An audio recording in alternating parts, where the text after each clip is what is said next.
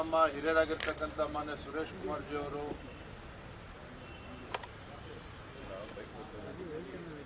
ಹಾಗೂ ಪಕ್ಷದ ವತಿಯಿಂದ ಇವತ್ತು ಚುನಾವಣಾ ಆಯುಕ್ತರನ್ನ ಭೇಟಿ ಮಾಡಿದ್ದೇವೆ. ಕೇಂದ್ರ ಚುನಾವಣಾ ಆಯೋಗ ಯಾವ ಒಂದು ಸದುದ್ದೇಶ ಇಟ್ಕೊಂಡು ಮತದಾರ ಪಟ್ಟಿಯ ಪರಿಷ್ಕರಣೆ ನಮ್ಮ ರಾಜ್ಯದಲ್ಲಿ ಪ್ರಾರಂಭ ಮಾಡಿದ್ದಾರೆ, ಇದಕ್ಕೆ ರಾಜ್ಯ ಸರ್ಕಾರ ತಣ್ಣೀರೆರಚುವಂತ ಕೆಲಸ ಮಾಡ್ತಾ ಇದ್ದಾರೆ. BLO ಬ್ಲಾಕ್ ಲೆವೆಲ್ ಆಫೀಸರ್ಸ್ ಮೇಲೆ ಒತ್ತಡವನ್ನು ಹೇರ್ತಾ ಇದ್ದಾರೆ, ಅವರನ್ನ ದುರ್ಬಳಕೆ ಮಾಡಿಕೊಳ್ತಾ ಇದ್ದಾರೆ. ಇವತ್ತು SIR ಪ್ರಕ್ರಿಯೆ ಏನು ಅಧಿಕಾರಿಗಳು ಮನೆ ಮನೆಗೆ ಹೋಗಿ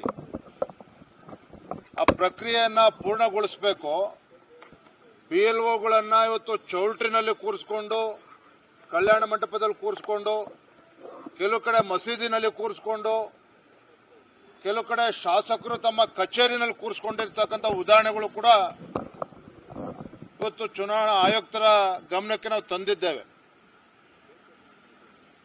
ಅಂದ್ರೆ ಸಂಪೂರ್ಣವಾಗಿ ಒಂದು ಅವ್ಯವಸ್ಥೆ ಇವತ್ತು ರಾಜ್ಯ ಸರ್ಕಾರದ ಕುಮ್ಮಕ್ಕಿನಿಂದನೇ ಆಗ್ತಾ ಇರುವಂತದ್ದು. ಅಧಿಕಾರಿಗಳ ಮೇಲೆ ಒತ್ತಡವೂ ಕೂಡ ಹೇರ್ತಾ ಇದ್ದಾರೆ ಇವತ್ತು ಕಾಂಗ್ರೆಸ್ ಪಕ್ಷದ ಶಾಸಕರುಗಳು. ಹಾಗಾಗಿ ನಾವು ಮಾನ್ಯ ಆಯುಕ್ತರನ್ನ ಭೇಟಿ ಮಾಡಿ ರಾಜ್ಯ ಸರ್ಕಾರಕ್ಕೆ ಇವತ್ತು ಎಚ್ಚರಿಕೆಯನ್ನು ಕೊಡುವಂತ ಕೆಲಸ ಆಗಬೇಕಾಗಿದೆ. ಎಲ್ಲೆಲ್ಲಿ ಈ ರೀತಿ ಎಡವಟ್ಟುಗಳು ಆಗಿದ್ದಾವೆ ಅಲ್ಲೇ ಮತ್ತೆ ಪ್ರಾರಂಭ ಮಾಡಬೇಕಾಗ್ತದೆ SIR ಅನ್ನ. ಬೆಂಗಳೂರಲ್ಲಿ ಕೂಡ ಒಂದ್ ಕಡೆ SIR ಆಗ್ತಾ ಇದ್ರೆ ಗ್ರೇಟರ್ ಬ್ಯಾಂಗ್ಳೂರ್ ಅಥಾರಿಟಿನಲ್ಲಿ GBA ರಾಜ್ಯ ಚುನಾವಣಾ ಆಯೋಗದಿಂದ ಕೂಡ SIR ಅನ್ನ ಮಾಡ್ತಾ ಇದ್ದಾರೆ. ಅಂದ್ರೆ ಇದು ಗೊಂದಲವನ್ನು ಕೂಡ ಸೃಷ್ಟಿ ಮಾಡ್ತಾ ಇದೆ.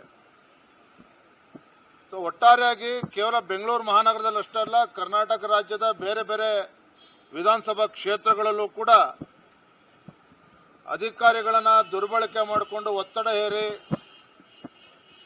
ಯಾವ ಉದ್ದೇಶದಿಂದ SIR ಆಗ್ತಾ ಇದೆ ಅದಕ್ಕೆ ಹಾಳುಗೆಡುವಂತ ಕೆಲಸ ಕಾಂಗ್ರೆಸ್ ಸರ್ಕಾರವೇ ಮಾಡಕ್ ಹೊರಟಿದೆ.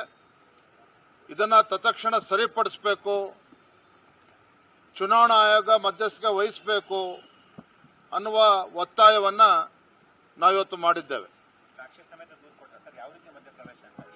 ನೋಡಿ, ಉದಾಹರಣೆ ಜಯನಗರ ವಿಧಾನಸಭಾ ಕ್ಷೇತ್ರದಲ್ಲಿ ಯಾವ BLOಗಳು ಫಾರ್ಮ್ಗಳನ್ನ ಹಂಚ್ತಾ ಇದ್ದಾರೆ, ಎನ್ಯುಮರೇಷನ್ ಫಾರ್ಮ್ಗಳನ್ನ, ಆ ಫಾರ್ಮ್ನಲ್ಲೇನೆ ಇವತ್ತು ಕಾಂಗ್ರೆಸ್ ಪಕ್ಷದ ಮುಖಂಡರ ಫೋಟೋಗಳನ್ನು ಕೂಡ ಹಾಕಿದ್ದಾರೆ.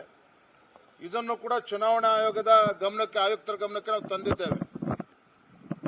ಇದಕ್ಕೆ ಏನು ಮಸೀದಿಗಳಲ್ಲಿ ಬೇರೆ ಬೇರೆ ಚೌಲ್ಟ್ರಿಗಳಲ್ಲಿ ಮಾಡ್ತಾರೆ ಅದ್ರ ಬಗ್ಗೆನೂ ಕೂಡ ನಾವು ಪ್ರೂಫ್ ಅನ್ನು ನಾವು ಕೊಟ್ಟಿದ್ದೇವೆ.